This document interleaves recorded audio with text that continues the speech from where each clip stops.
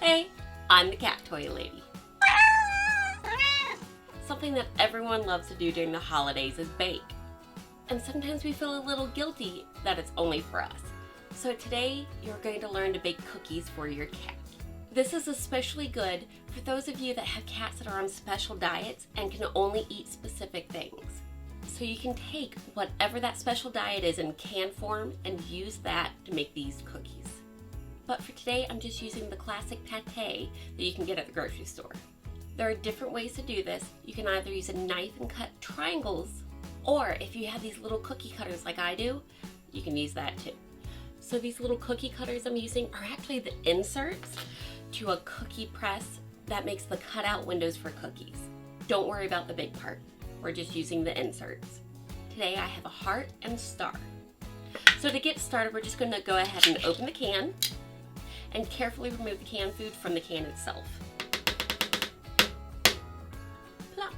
Now going along the edge, if there's any gravy, I'm just going to go ahead and scoop off any of that super moist part. This just helps your cookies bake a little bit quicker. All the soft gravy part is off. Now we're going to just cut it into 4 layers. So I'm going to turn it sideways, and yes, I'm using my hands. It's a little gooey, but it's worth it. So I'm going to cut it in half, right down the middle, and then cut those halves into quarters. There we go.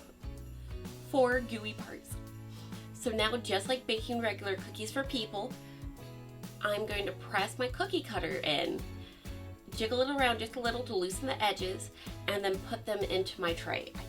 I do have parchment lining a pan. So I'll go ahead and start with my star. Give it a little jiggle, and you can see that it comes out. There is a hole in the back, so I'm just going to take a little stick, set it in, and gently push it out. If you lose any pieces, you can just pull them out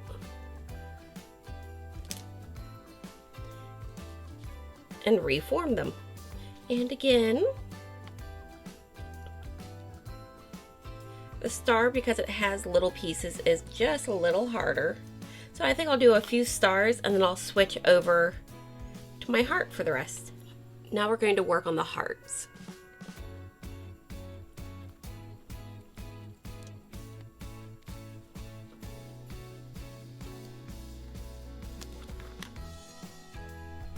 If it gets stuck on your cutting board, you can just lift them out.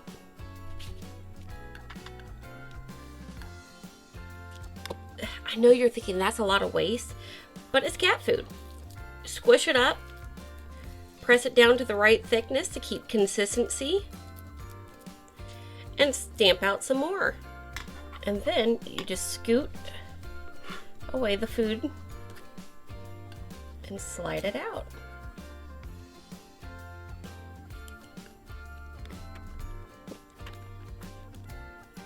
There we go. You can use up all the food if you want, or just make a few. I'm going to bake this at 350 degrees for about 20 minutes because I made mine a little thick. If you make yours a little thinner, maybe towards 15 minutes.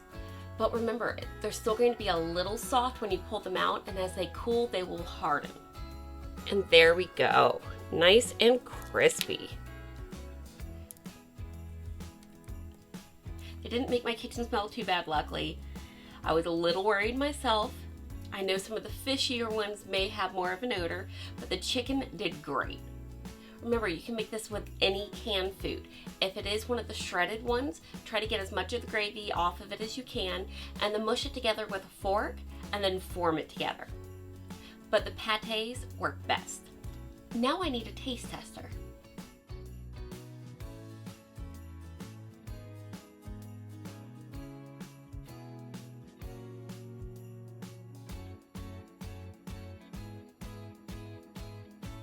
Well, you saw it.